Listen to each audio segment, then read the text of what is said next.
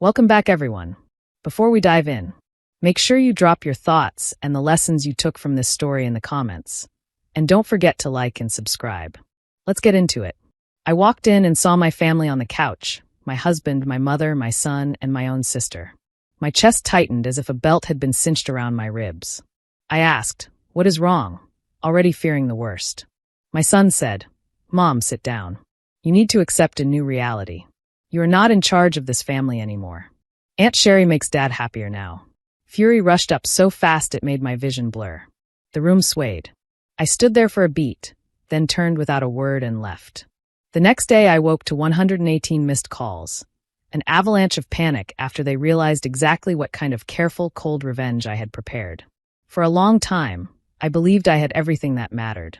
Not the kind of life covered in sparkle and headlines, but a life built through small, steady acts of devotion. I had a husband, Randall, whom I had been with for 30 years.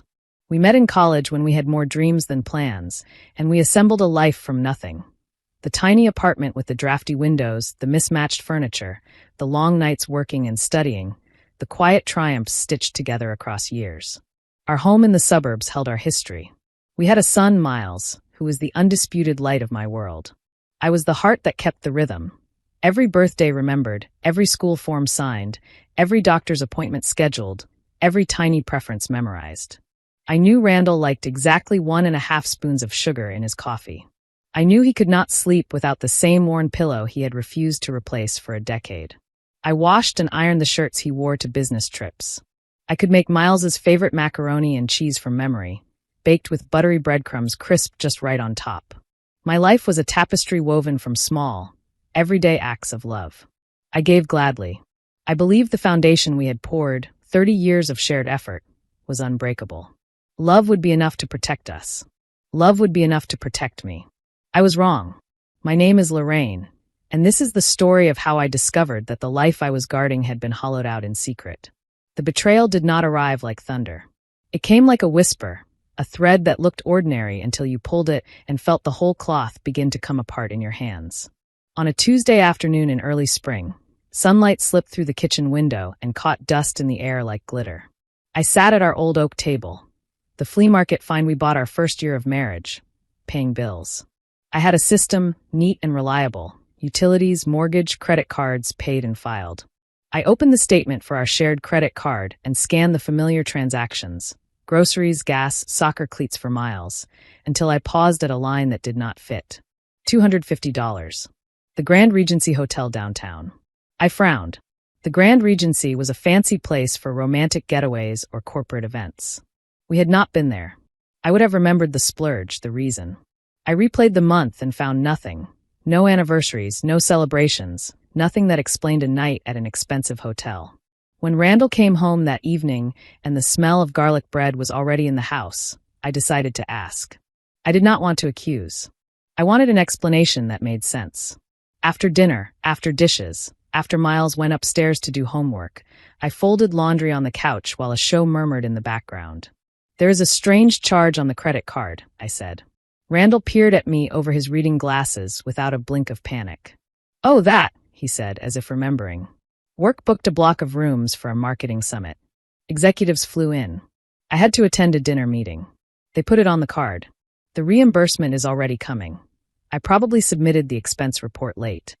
It sounded plausible and simple. I wanted to believe him. Trust was the cornerstone of everything I had built. I nodded. "All right, that makes sense." I tucked the bill back into its envelope and placed it in the paid stack.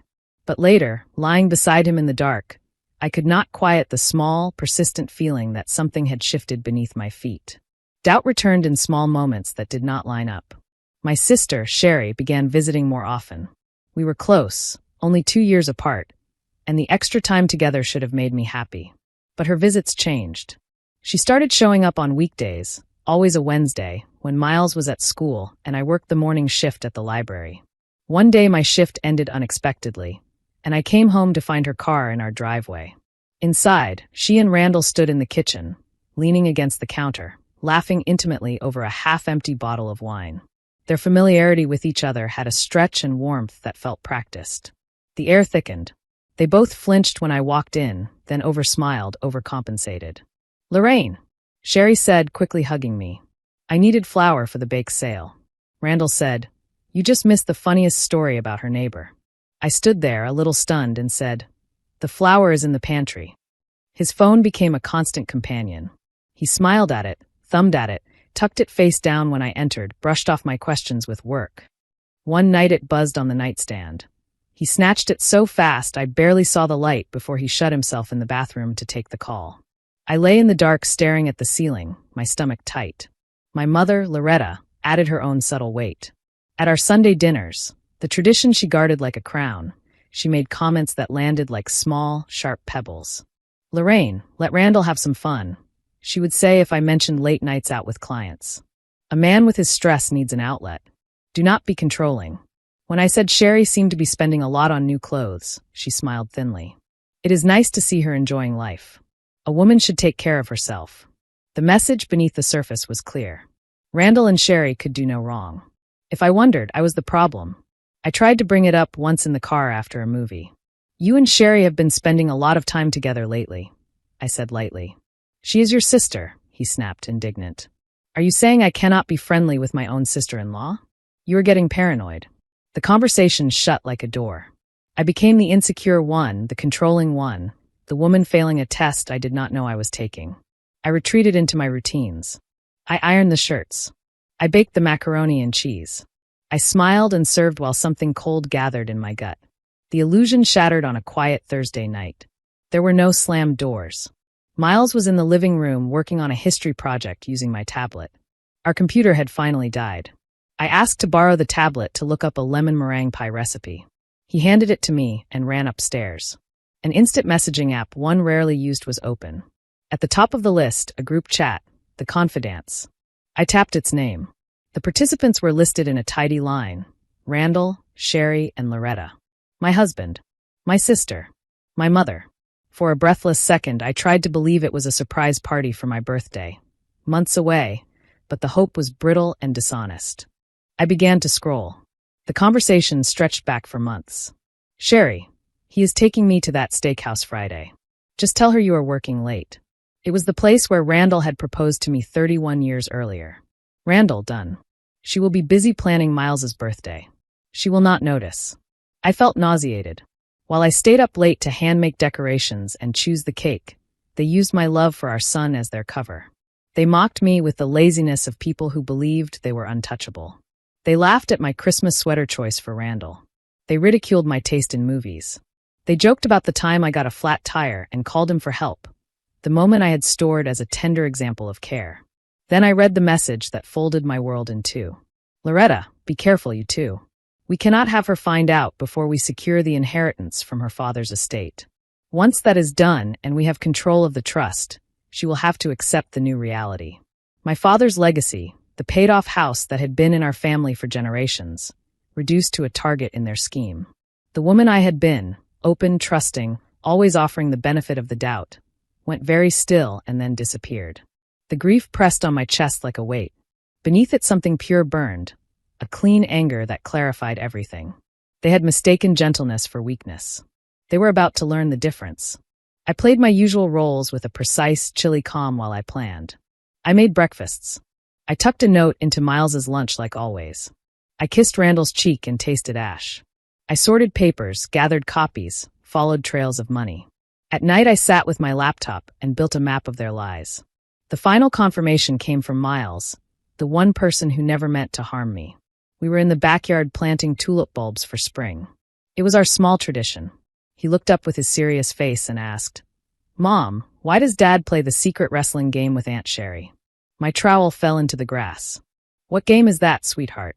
He shrugged, matter of fact. "The one in your bedroom when you are at work." They closed the door. "Aunt Sherry says it is our little secret." My heart tore. They had not only betrayed me, they had made a child witness the edges of their deceit. He added, "Aunt Sherry bought me the new Super Laser 5000 console. She said it was a present for being good at keeping secrets." There it was, the bribery, the manipulation, the training of a child to cover their actions. The world narrowed to a sharp point. I needed evidence no one could deny. The next afternoon, while Randall played golf and Sherry claimed a yoga class, I drove to an electronics store across town. In the home security aisle, I found what I needed: a motion-activated camera disguised as a USB charger. It would sit unnoticed in the outlet by my bedside table, with a perfect line of sight to the bed where I had fallen asleep next to Randall for 3 decades. I paid in cash and installed it with shaking hands. It felt dirty and necessary all at once. This was no longer about saving a marriage. It was about survival. I was gathering the weapons I would need for the war already at my door. Wednesday was Sherry's day to drop by. I told Randall I had picked up an extra shift at the library. Instead, I drove to a faraway coffee shop, ordered a drink I had no intention of touching, and opened my laptop. I connected to the camera's live feed and waited with cold patience. At 2:15 p.m., my phone buzzed, motion detected. Sherry let herself in with a key I had not known she possessed. Randall met her in the foyer and kissed her like a man who had never promised anyone anything. They laughed and walked, entwined, into my bedroom. I watched in that public place with cheerful music in the background while my life was taken apart in private. Then I saw the detail that sealed everything into a single, unbearable truth. A delicate gold locket around Sherry's neck, my grandmother's locket. My grandmother had fastened it around my neck on my 16th birthday. Years later, it had vanished from my dresser. I had searched for it and grieved. Now I watched Randall take that locket between his fingers, open it to the tiny photographs of my parents on their wedding day, kiss it, and then kiss my sister. I did not scream. I did not cry. A cold calm settled over me, as steady as winter. I clicked record. 10 minutes of proof, enough for what I needed to do. I saved the file to a secure cloud drive and a separate USB stick, closed my laptop, and walked out. The woman who had entered that coffee shop left. The woman who walked to her car carried a different name for herself. The next morning I put on the charcoal suit I reserved for weddings and funerals. It felt like both. I drove into the city to a law firm whose gold-lettered name lived in articles and reviews. I had searched all night. Attorney Rochelle Pierce had a reputation: brilliant, relentless, precise. She did not perform sympathy. She offered strategy. In her corner office, with a view that made everything below look smaller and manageable, she listened without interrupting while I slid a small USB across the desk. "Please watch this," I said. I watched her, not the screen. When it was done, she closed the laptop with a soft click and said very evenly, "I see. Continue." I laid out everything: the group chat printouts, bank statements I had copied in secret, the suspicious second mortgage document against my house with a clumsy version of my signature, the movements of money from joint accounts into a secret account with Randall's name. She leaned back, steepled her fingers, and let a long, quiet pass. "Lorraine," Attorney Pierce said finally, "this is not simply infidelity. This is a coordinated campaign of financial and emotional abuse. We have bank fraud, conspiracy to defraud, and forgery. We are not only filing for divorce. We are building a criminal referral." Hearing my reality named exactly as it was steadied me like strong tea. "I do not just want a divorce," I said. "I want everything they tried to take. I want accountability. I want safety for my son." She nodded once, sharp. "We will freeze assets immediately. We will serve filings that land like an avalanche. And, if you choose, we will ensure there are witnesses to their first denials." Our family's big monthly Sunday dinner at my mother's house was in 1 week. It was Loretta's stage, where she played benevolent matriarch while pulling strings. "There," I said. "I will end it there."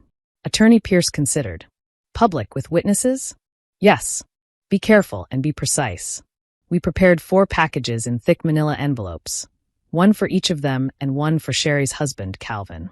Randall's envelope contained screenshots of his messages and stills from the video, plus statements tracing money to his hidden account. Sherry's held the messages, records of her lavish spending, and the fraudulent deed paperwork. Loretta's included the messages about my inheritance and the withdrawals from the trust and Miles's college fund. Calvin's envelope was thin and devastating, proof of the affair and the bleeding of his son's education savings. I put Miles's sleepover in motion. I hugged him longer at drop-off. "I love you more than anything," I whispered into his hair. He laughed and told me I was being weird. I let him go and did not look back. Loretta's house looks like stability from the street. White columns, perfect lawn, charm placed carefully in view. Inside, the table gleamed, the roast filled the air with rosemary, and the silver shone. Loretta kissed my cheek and said, "You look lovely." Randall held a whiskey and laughed with Calvin, who had no idea about the room that had been dedicated to his humiliation. Sherry came from the kitchen wearing an apron, her eyes bright. She hugged me quickly. The chain at her neck flashed. I felt the locket like a slap I refused to flinch from. We sat. We passed dishes. Randall's hand found my knee under the table, as if to claim me. I slid my leg away. We ate, we role-played, we smiled. I felt the weight of the envelopes like a small meteor in my bag. When Loretta stood to fetch Sherry's apple crumble, the crown of her performance, I spoke. Before dessert, I said, I have something for each of you. Chairs creaked. Forks paused. I retrieved the envelopes and placed them gently in front of Randall, Sherry, and Loretta. What is this? Loretta asked. Open them, I said. Paper tore. I watched faces. Randall's smirk fell away as he flipped to the photographs from my bedroom. The color drained from his skin. Sherry's hand flew to her mouth. She made a small, broken sound. Loretta's composure cracked. The lines of her mouth sharpened as she read her own words about my father's trust. Calvin looked from face to face, baffled. What is happening? He asked. I handed him the fourth envelope. You deserve to know, I said softly. He opened it, read, and went very still. Disbelief sagged into horror into a wounded fury I will never forget. The college fund, he whispered to Sherry. You drained it. For what? Silence ballooned and then tore. What is this? Randall hissed at me. How could you invade my privacy? I laughed once without humor. Privacy? You mean your secret? Sleeping with my sister in my bed? Forging my name for a loan against my house? Is that the privacy you want to defend? Sherry began to cry, theatrical, useless tears. It is not what it looks like, she stammered. We were comforting each other. You have been distant. Distant, I said, heat tightening my throat. Busy does not equal distant. Keeping this family alive does not equal distant. And am I twisting these bank records? The forged loan. My grandmother's locket on your neck. Calvin lifted one page with a shaking hand. You told me the market was down, he said slowly to Sherry. You lied for months. He set the paper down as if it were hot. He looked at me with the stunned grief of a man whose house had been set on fire while he slept in it. Loretta slammed her hand on the table, so hard the silver rattled. How dare you, she spat. You come into my home and tear this family apart? After everything we have done for you. Everything you have done to me, I said, stepping toward her. You orchestrated this. You encouraged them. You schemed to take what my father left. You ungrateful woman, she hissed. Randall deserves to be happy. Sherry deserves to be happy. You have always been dull, so predictably martyr. You should be grateful he stayed as long as he did. Her words were meant to slash. They did not draw blood. They cut the final thread of obligation I had held onto out of habit. I was a good wife, I said, voice shaking with contained rage. I was a good daughter. I was a good sister. You took my love and used it as a weapon. You laughed about me like a joke you had grown bored of. The pushover is finished being pushed. Sherry snapped. Her face twisted and she lunged across the table. Nails caught my cheek. Pain flashed white. She grabbed my hair and shrieked, You ruined my life. I pushed her hard. She stumbled and fell, knocking a chair sideways. Shouting erupted. Randall and Calvin stepped between us. Loretta screamed about calling the police. I stood very still, breathing hard, my hair a mess, my cheeks stinging. I looked around that gleaming room, the expensive table, the wreckage. Call them, I said when Loretta fumbled for her phone. Please. I will be right here when they arrive. They can take statements after they read your messages about fraud, your instruction to steal a trust, the forged loan. Wire fraud is federal. My attorney, Rochelle Pierce, explained it with great clarity. Loretta's hand dropped as if her phone had gained weight. The word attorney did the work I hoped it would. I smoothed my dress like a judge straightening a robe. I looked each of them in the eye. Here is what will happen now, I said evenly. Randall, your divorce papers will be served at your office in the morning. Do not go back to our house.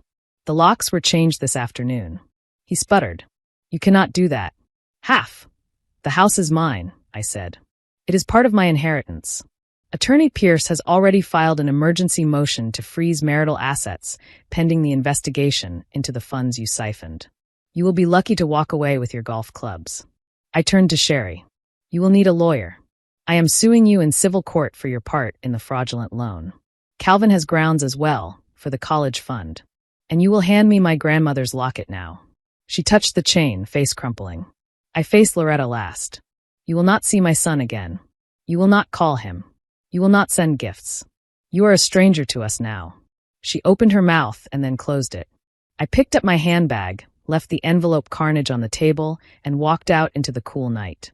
I did not cry in the car. I drove home with the windows cracked and felt clean air on my face. The most important battle was over. I had retrieved myself. The weeks that followed were a blur of filings and hearings and strategy meetings.